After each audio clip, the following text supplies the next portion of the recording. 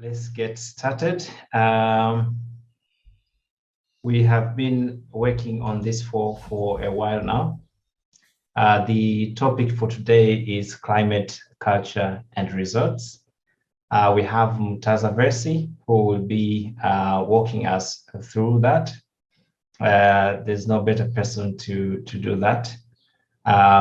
So I'll start very quickly with introduction, just for you to know who I am and a little bit about our company, and then we'll take it from there. So I'm Alfred Seni, co-founder of SC Consult, Tanzania. We work with SMEs in Africa, but we're based in Tanzania, registered in Tanzania. We primarily focus on finding innovative ways of solving SME challenges. So to bring a little bit of innovation with regards to building capacity of SMEs. We have two main initiatives. One is Employability Africa, where we build capacity of graduates, and we work with Dodoma University.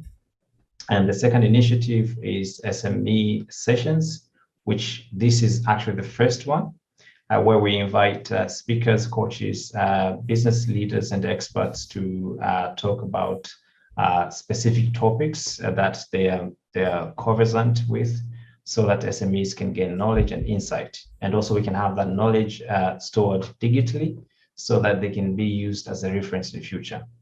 So I'm going to introduce Murtaza Versi. Murtaza Versi is the CEO and founder of Noesis Strategic Institute, a management consulting firm where he applies his unique engage, let, perform principle with great precision to help organizations and their leaders to discover, develop, and drive an outstanding performance culture by enhancing engagement and fostering relationships to achieve long-term positive performance.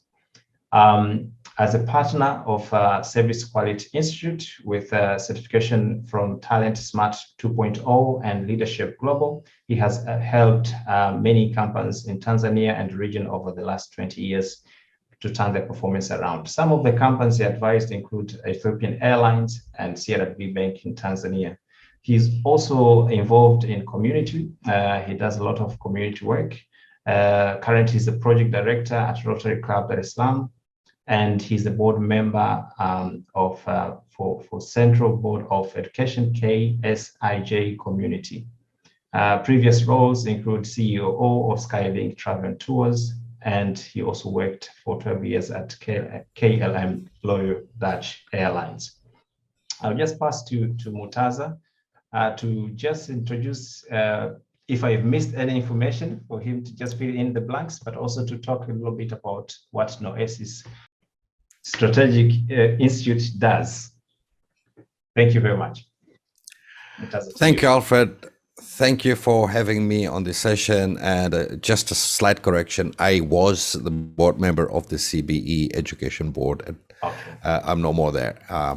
But anyway, you got it almost all right. So that's a great introduction already. For me, Murtaza Versi, with Noesis Strategic Institute, we have what we tend to do is we are helping leaders in organizations to define their climate that they want to create, and then develop a culture of performance so that they can drive sustainable results. And it's about developing leaders so that we can lead through leaders to develop that or to drive that sustainable results that we're looking for. And that's what Noesis is all about. We started 14 years ago where we were focused on creating a culture of service. And as we grew, we brought in a lot of toolkit into our box, and we are able now to help organization tailor-made programs so that we build that sustainable performance. So again, Alfred, thank you for having me on this session. Thank you very much. So we chose this topic, which I think is quite relevant for the current business climate. So I'll probably just dive right into the topic, and I'll just start by asking, what does when we talk about performance enhancing culture, what is that, and how do we actually get to achieve a performance enhancing culture for organization? So when we talk about performance enhancing culture, what we are looking at is having leaders. Because today in many organizations, including the time I started my business, as leaders, we tend to be a cook, be a chef, be a waiter, and also collect the bill at the end. So we tend to want to do everything ourselves. And if you want to build great organizations, then one of the things that really is important for us is to ensure that we hire right people who have the right attitude and mindset to be able to be partners with us in organizations so that we develop them into leaders. And when we talk about leaders, we talk about conscious leaders. Leaders who are going to be conscious, who are going to be aware, and are willing to help and willing to learn as well. Because when you talk about a performance enhancing culture, it means leaders, it's leading beyond the ego. It's about having yourself be there and allow yourself to learn from your juniors, from your peers, and from your board members if you have, in order to grow the business, in order to allow people to grow as well. And that's why when we say performance enhancing culture, we help leaders really try and overcome their egos and become humble and be able to perform. Thank you. So when we talk about climate, so our topic today, we have three elements where we have climate, and then we have culture, and then we have performance. On my opinion, I feel like we talk a little bit less about climate, culture, maybe a little bit more on performance. Do you think that organizations have not yet understood the importance of cultivating the right culture within their organizations? Absolutely, absolutely, and it is with that we use the engage, relate, perform practicality or bring the practicality of engage, relate, perform into the system, because if you have a farm, and let me relate that a little bit. If you have a farm, or you want to grow some kind of crop, you will be, first of the things you will look at is the soil, but also you'll look at what kind of climate is in that particular area, so that you can grow the crop to make it more profitable, or to make it grow in a good quality. When you look at organizations, they want performance, but they don't give that climate that enough importance to it, right? The right climate. If you look at Google, or you look at other big companies, they create that climate for people to be able to perform. Now, you will know quite a number of people who work in Google are programmers, and they behave in a certain way, they behave at a certain time, and they are be creative. You can't be creative at 8 o'clock. And so imagine you ask someone to be in the office at 8 o'clock and leave at 5 o'clock. That person is more creative at night, at 9 o'clock, for instance, or 4 in the morning, or maybe midnight.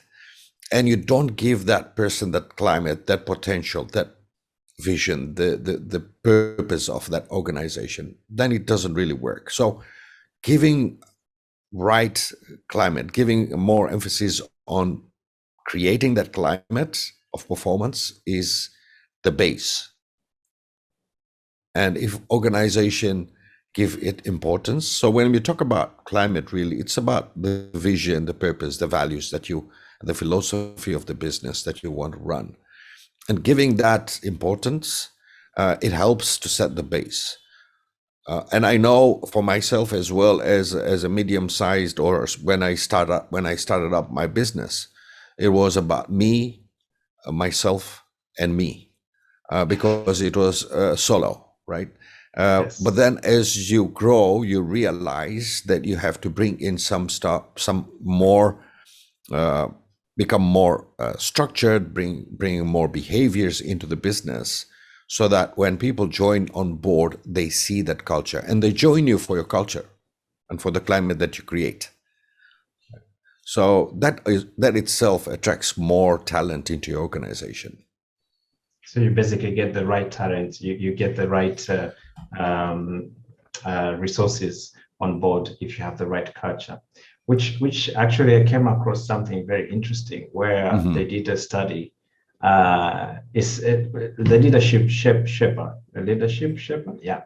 So they discovered that in the actual versus an ideal culture, they did this where they said that the actual culture is quite different from the ideal culture. When we talk the actual culture, is what is actually happening, what is the culture of the organization at that particular time. The ideal culture is the one when you ask the employees, what is the ideal culture you want to see in your organization? And this is because, do you think that is because we have more young people who are thinking different about what they want from their work? Or do you think it's just because they did say it's quite interesting because the results were similar across the board, even when you go beyond geographical borders, they get the same feeling what people actually want. They want more freedom, they want more appreciation, and they want less structure, if I'm not mistaken. Yes, please explain a little bit about that. So yeah, it's right what you've just said. I mean, when you look at organization, and remember, we are performing in 3 or 4 generations at the same time. I think this is the first time that we have all the generations working together and trying to deliver results. And every generation has gone through its own journey. Some of us have gone through a journey of being told what to do. The generation now wants engagement, wants involvement. The generation that is after that wants technology and wants experience, right? So with all that, when you look at what the ideal culture versus what is the culture now, you will find that different organization depends on organizations as well. But generally, you'll find that a lot of organizations are looking more at support system, that they can get support, right? And there is more on visionary, that yes, people are able to see far and want to be engaged. They want to be part of that organization. They don't want to be in the organization. So in other words, they want more achievement. When we talk about the parameters of culture, the achievement and the support part, that's the one they want, rather than the power and structure, which tends to concentrate the power to few individuals. Exactly. And when you look at power and structure, you'll find that they want less power. And if you look at many organizations, big organizations, elder generation, they think power is still important. But with technology now, that is gone. Power used to be education at one point. But now it's no more there, because education is readily available, information is readily available online. So it's moving out from that kind of parameter of culture. Thank you. So if we look at just to build up upon what you just said, if we want to have sustainable performance culture within an organization, what do leadership styles play a key role on that? Yeah, so basically what you want to create is you want to create a climate and a behavior. So what is required conscious leaders, right? So develop as many leaders as you can, because those are the drivers for performance. Conscious leaders that are involved in cohesive teams. So they build teams that are trusting each other.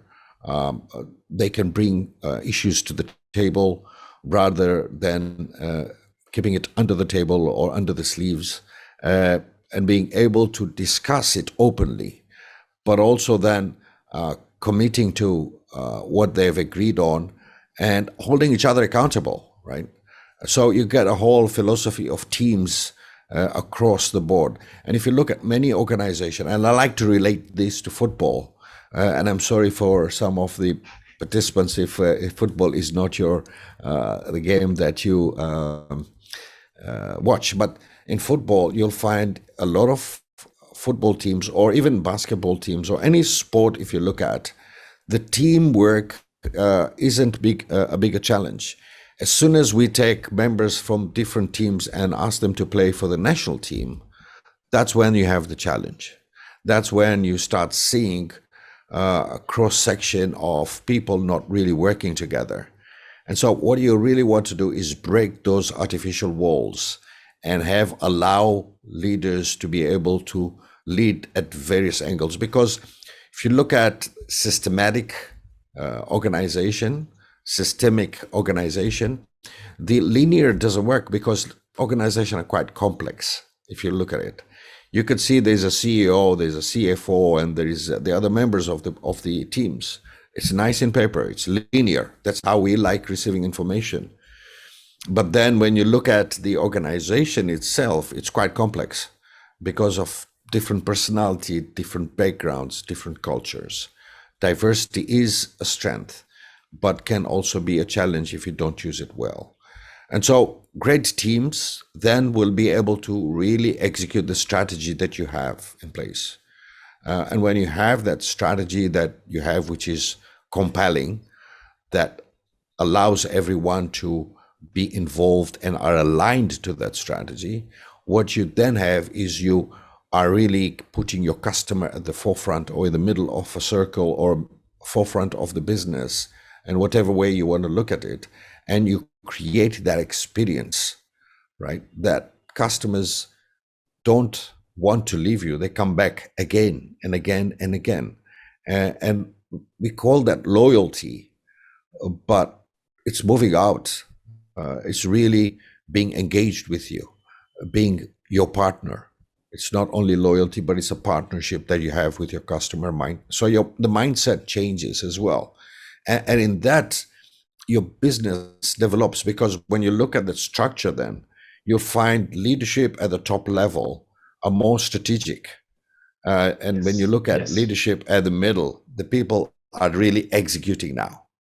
Yes. Right. And the third layer are the people who are really keeping your customers happy. Yes.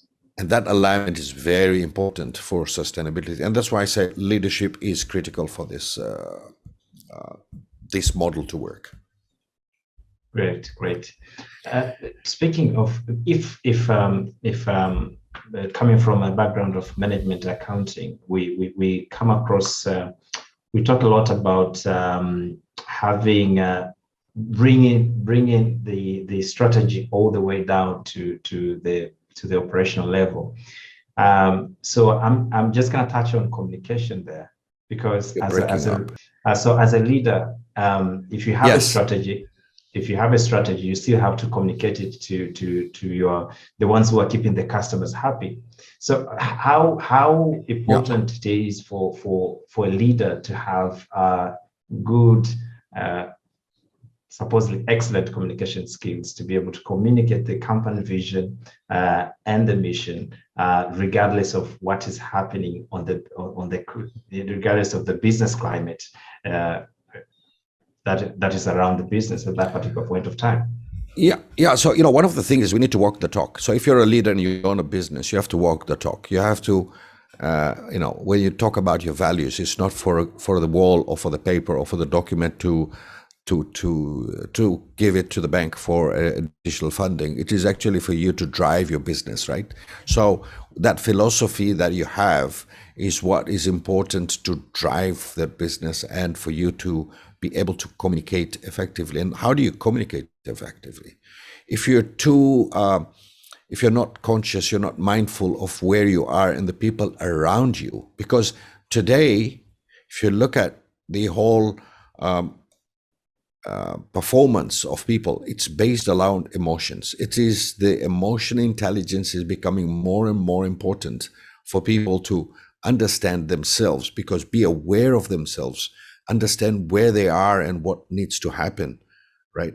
And if you look at consciousness, when we defined it, we said, you need to understand who you are and what you want to do with who you are,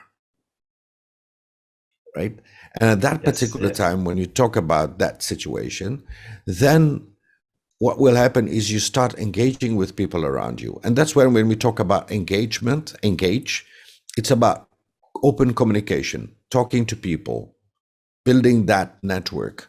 And when you talk about relate, it's about being mindful, being a leader that is being able to relate to different people at different situations at different times. And that's where you're able to use different leadership styles to get outcomes. So you need to influence outcomes, right, by inspiring people. And how do you inspire people is using empathy. Empathy to listen, to understand, rather than listen to respond, right? And that gives you then the opportunity of communicating upwards, downwards, sidewards, whatever you want. And that helps you grow your business to the next level. I'm going to pick on emotional intelligence, because this is one of the topics that is talked about now. And I just came across Dr. Travis Bradbury, who is quite respected on that field, where he talked about having 90% of top performers, they have high EQ, which is emotional intelligence. So content. Yes. Yeah. And every day every hour we get about 27 discernible emotions. That's about 500 a day. So how is emotional intelligence something that a leader can cultivate, or it's something that comes naturally from depending on who the person is? A very important question. And that's why EQ is learnable. You can learn EQ. It's unlike IQ, right? With EQ, emotional intelligence, it is learnable. It is the hard wires. Let us look at a situation whereby when we are young, we learn how to ride a bicycle, correct? And at a certain point in time, okay, so at a certain point in time when you're riding a bicycle, and then as you grow, you kind of start driving a car.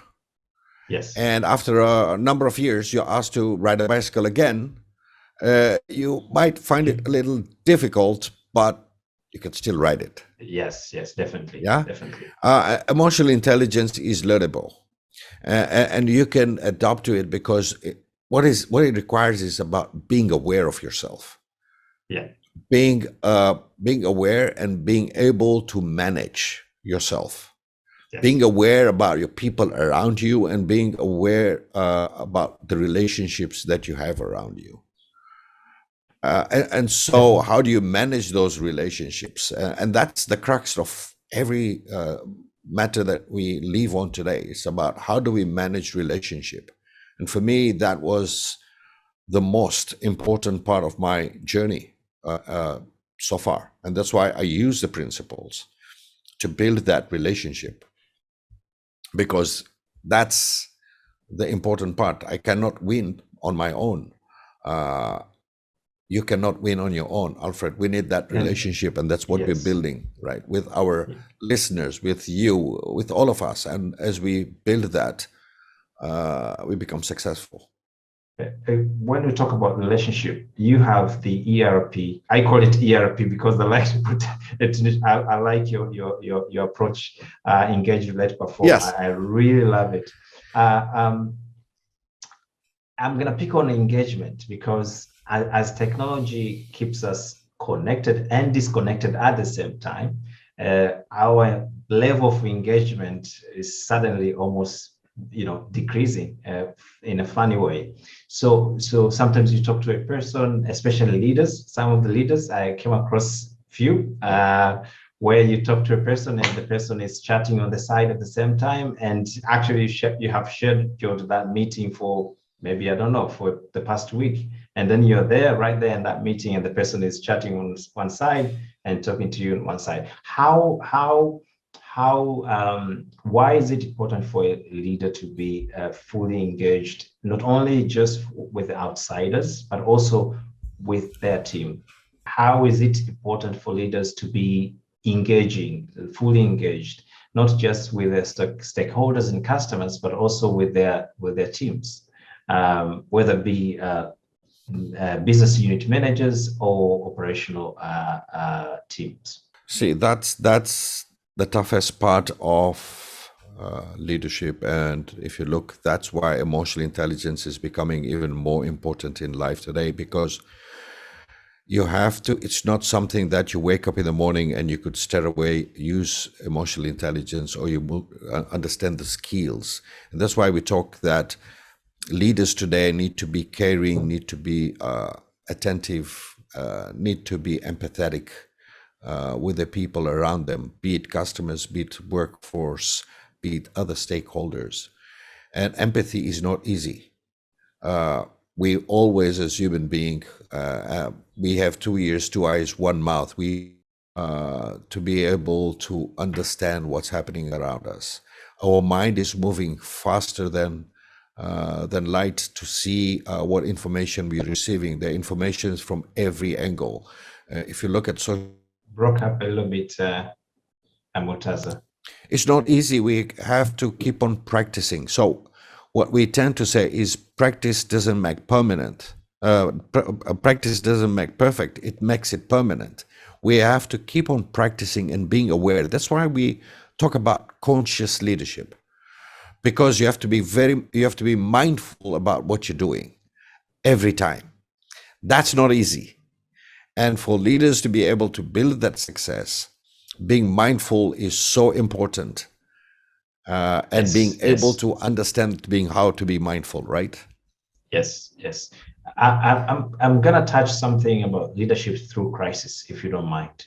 Yes, because please. This is something I've been very keen. I've been trying to research for a while, because we seem to be going from one crisis to another since the financial crisis, so now that crisis is becoming almost like a norm, how do we build leaders? How do we become leaders that have been forged by crisis, and are able to sustain performance even during the time of crisis? Yeah, I mean, let's look again at a team.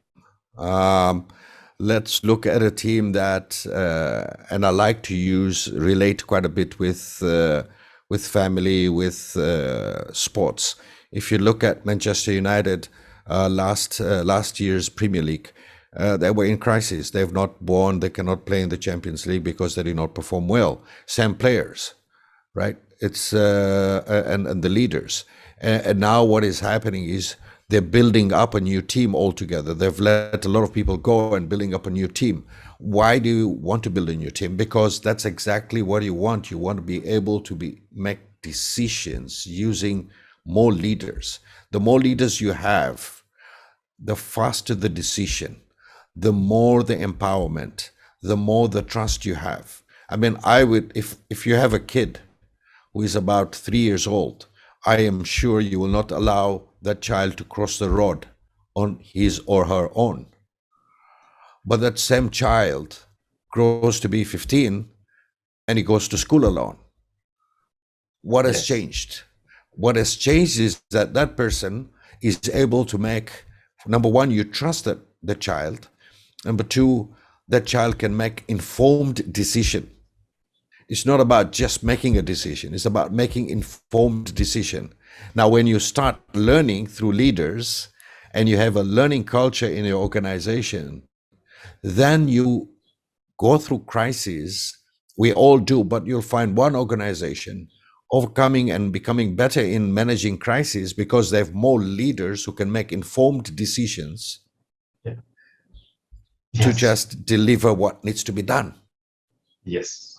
Right. And so when we're building our business, we are scared to share a lot of things with our subordinates. But when we build our business and we engage and involve people in where we want to take the organization together, and that's where we talk about vision, and we talk about the vision of the community, or the vision of joint vision, where we all agree where we want to go, right?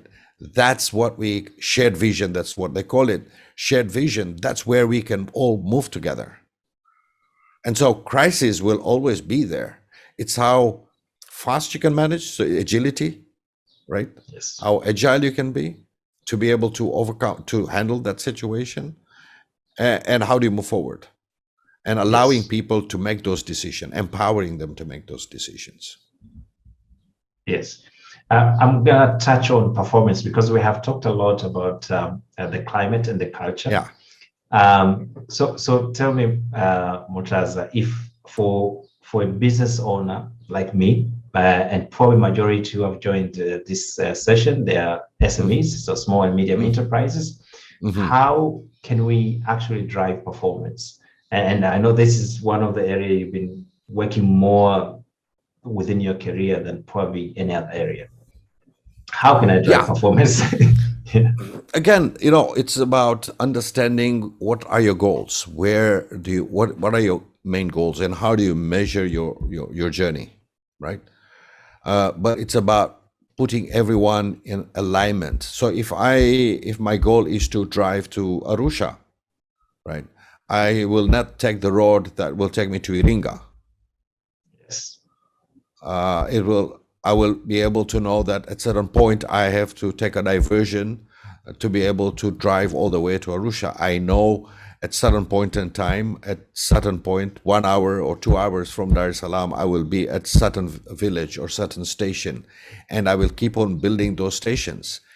But then if I am taking a group of people in that bus and they don't know where we are going, they will never be helpful to tell me that we are going wrong or this is not the right place. They will just sit there with you in the bus. And so what we really need to understand is that when we have our strategy ready, it's to ensure that we communicate and alignment. Now, strategy has to be very simple. There are 3 things that you have to really work on. Simplicity. People can make decisions, empower them to make those decisions, right? And it should be aligned. When you aligned the goal of the organization with the department and then align it to the individual, what you're going to face is you're going to see alignment, everyone facing north. Yes. And that's where you can just drive performance.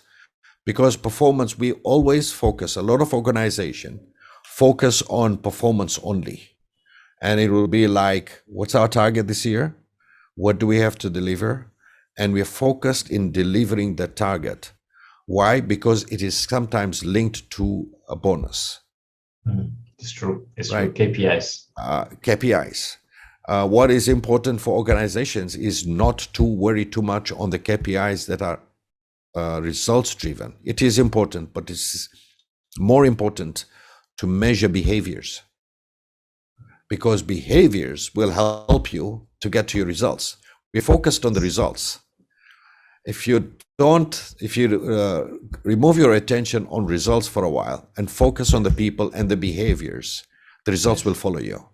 And that's why we talk about sustainability, right? Yes. It's about building people over a period of time, knowing that we want to make certain amount of money in 5 years. Let's go for that 5 years. Even if we don't reach this year's target, it's okay.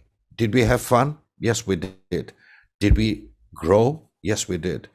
Did we behave well with our customers? What are our customers saying about us? They're happy with us. Brilliant. Is our staff happy? Very happy. Let's move on.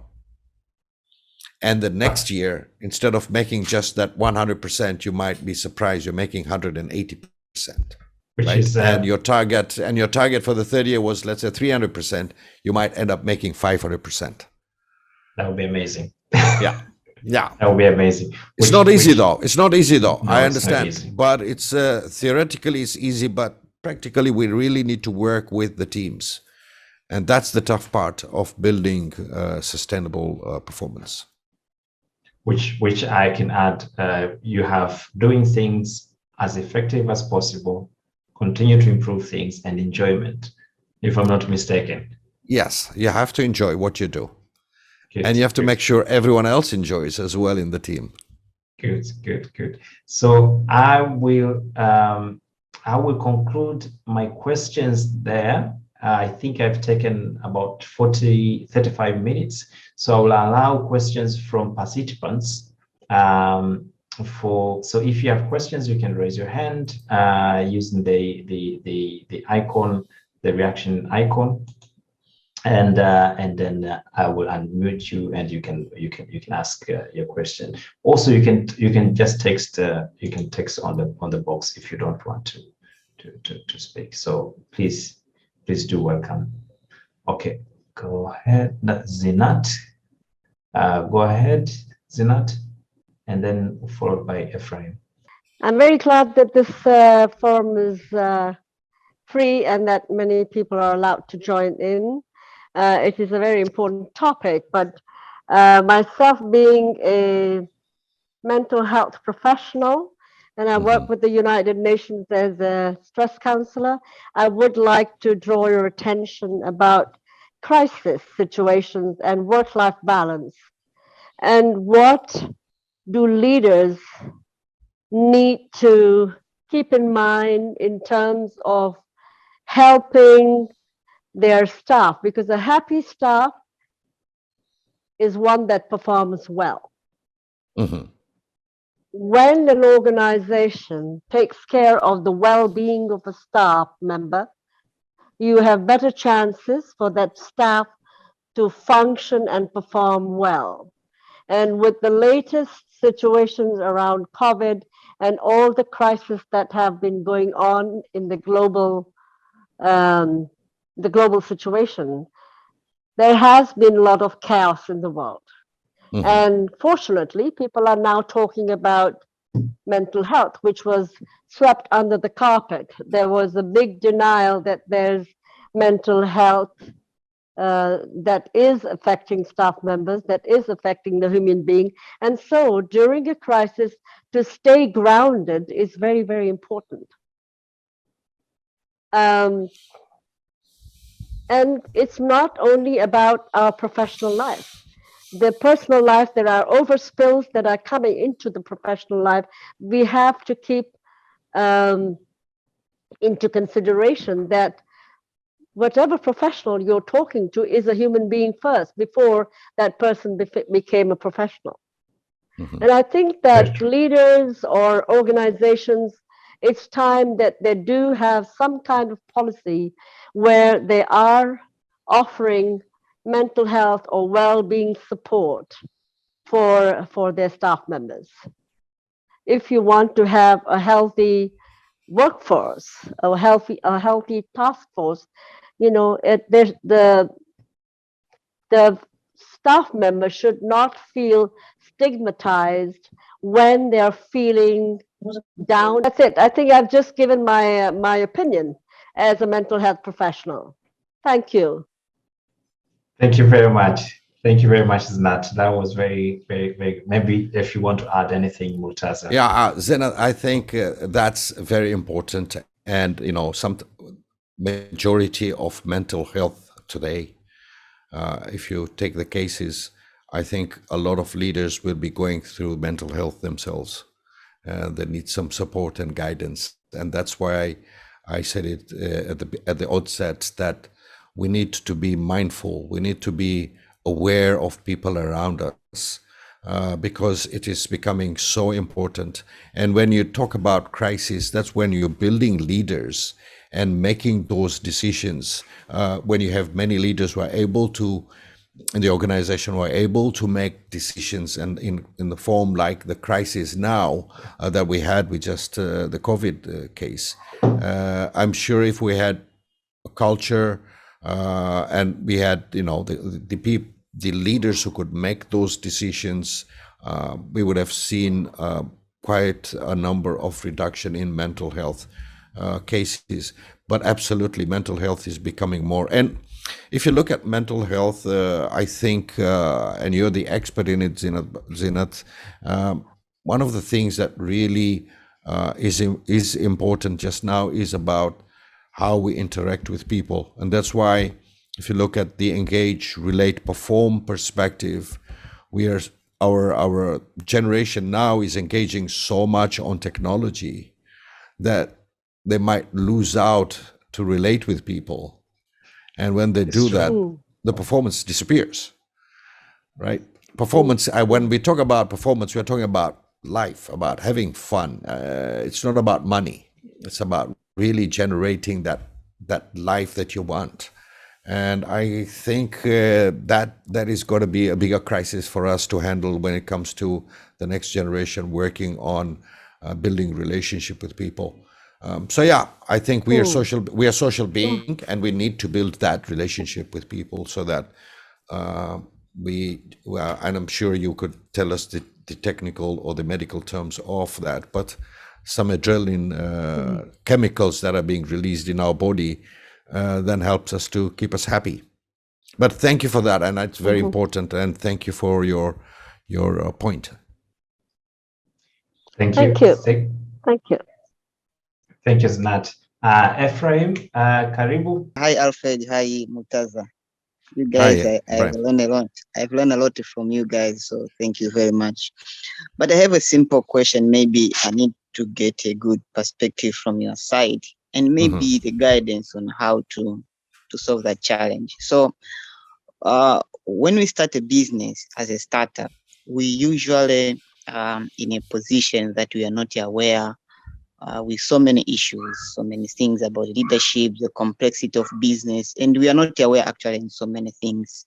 So to survive, we usually pick people around us, and we expect those people to grow with us actually, and with their input and support, we expect to reach far with those people because we know this is a team actually, that the team that I have.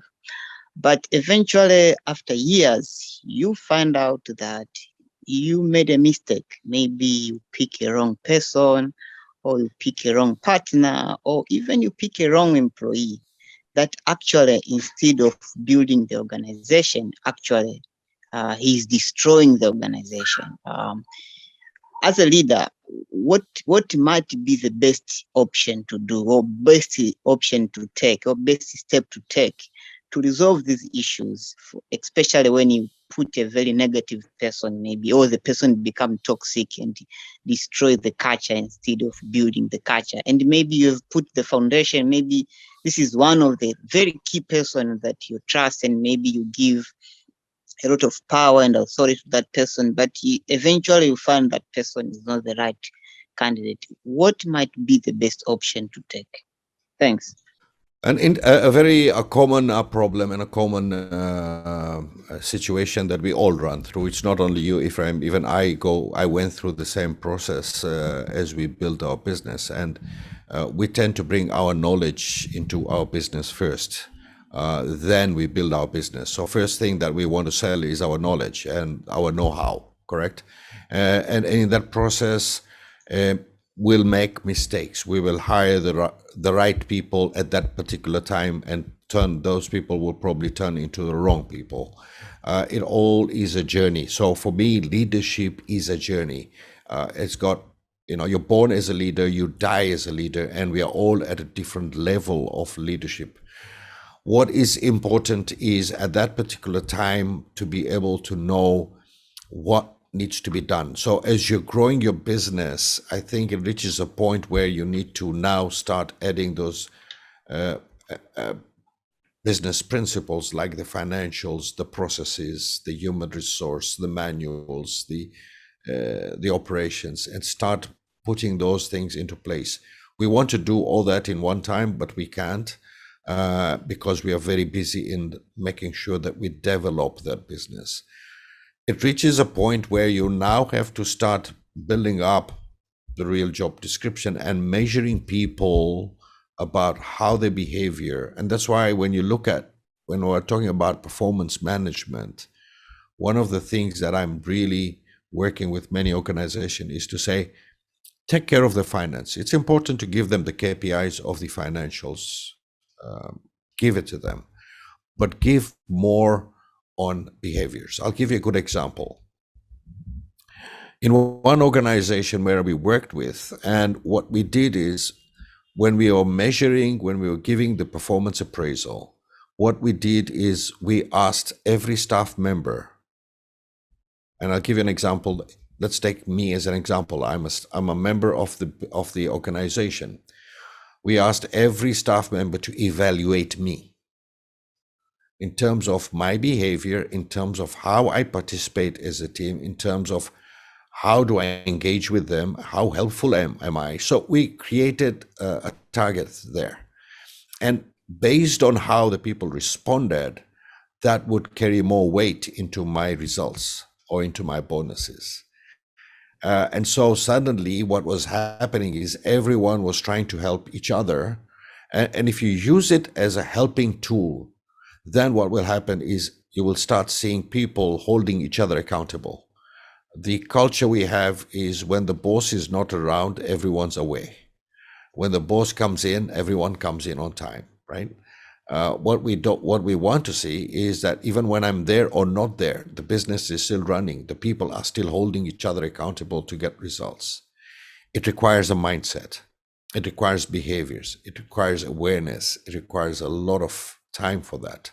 And one of the things for leaders today is to become more of a coach and a mentor to their people.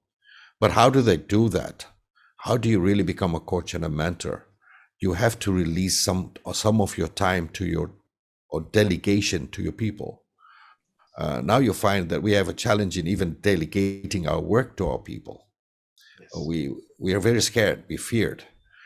So we need to start to delegate your work, create more time for yourself, for the people, because the people will drive your business. What we do is when we start our business, and I went through the same mistake, so I'm no exception, but I've learned from it, is I took a lot of efforts to build my business.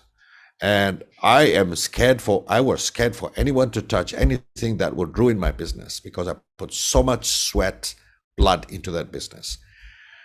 But even in the family perspective, if you look at it, if you don't put enough time with family, what's going to happen? It's going to disintegrate as well, and you'll have the same challenges at home. So I think it's time that we learn, and it's a journey. We learn to be more of a leader. We start use the management and leadership in a nice, balanced way, and get people to do more. Allow them to do more. Give them responsibilities that have got less consequences to make decisions on, because they will learn from that. And from there, then we can grow into better. Now you've reached a point, so let me answer your question. You've reached a point, what do you do now? Now it's the time to have a candid discussion with those guys who is a toxic guy. Even if the person is bringing me $2 billion in my business and is toxic, I'll rather get rid of him than get the $2 million, because he will destroy the business totally. So it's time to have a candid discussions, monitor, and if need be, what I like to say is send him to competition, or her to competition. Thank you, Murtaza. Thank you. Thank you, Murtaza. So we have Sidika. Maybe very quickly, if you wanted to share something very quickly, just for time purposes. Karibu. Yeah. Assalamu alaikum, Murtaza, and good evening, everyone. Good evening. Good evening. Yeah, my name is Sidika, and I just understand that this topic, it was a very informative session.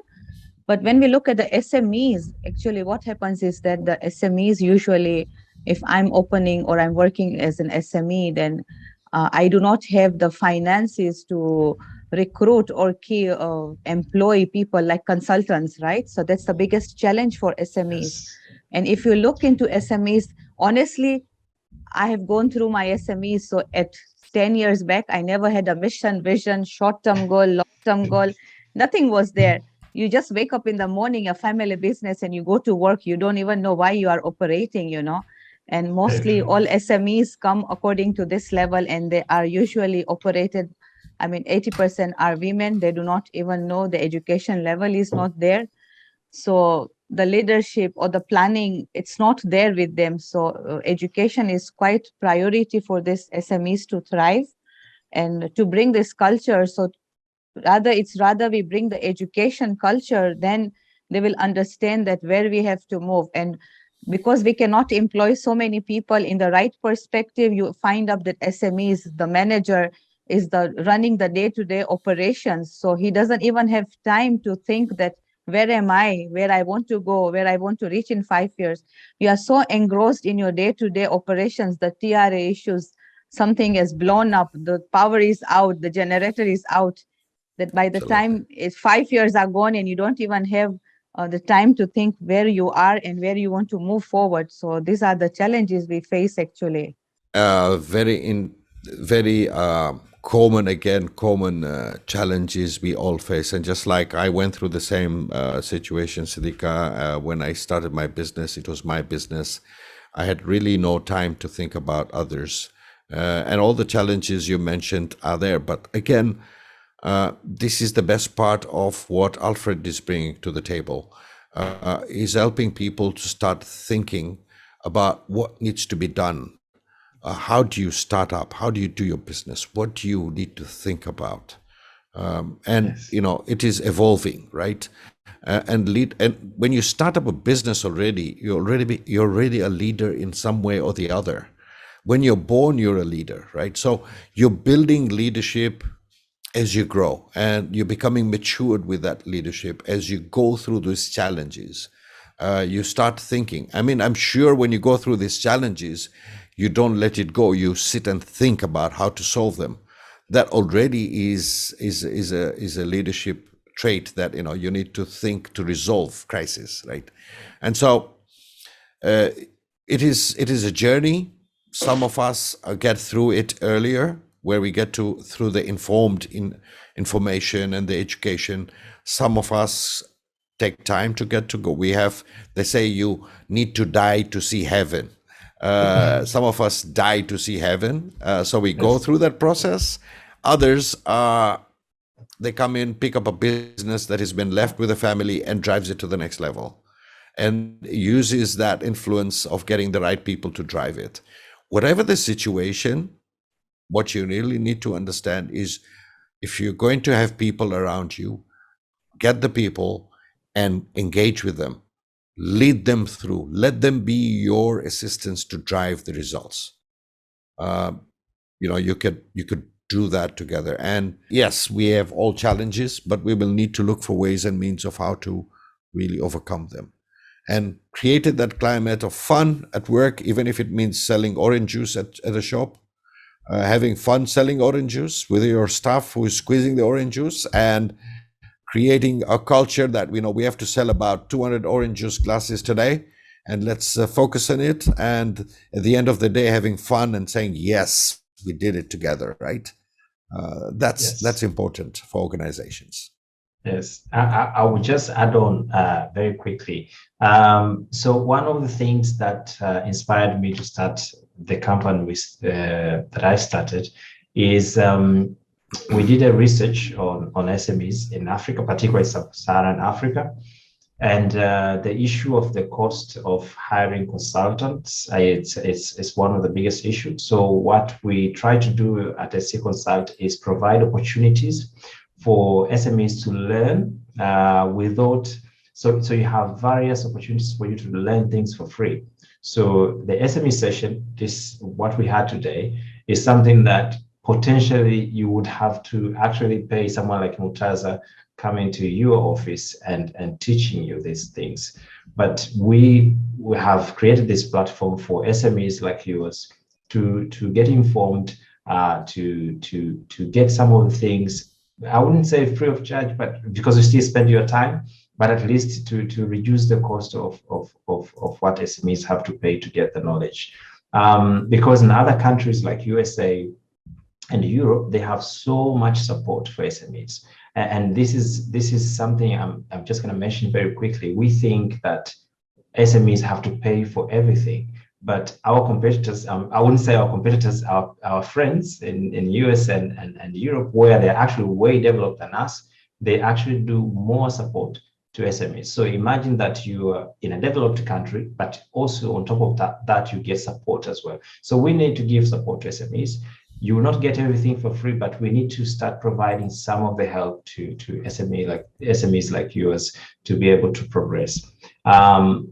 So we, in terms of time, we are for those who want to depart, you feel free. It's just because the conversation became quite interesting. So that's why we carried on just a little bit longer. So thank you so much, Sidika. Anyone else who has the question or an addition?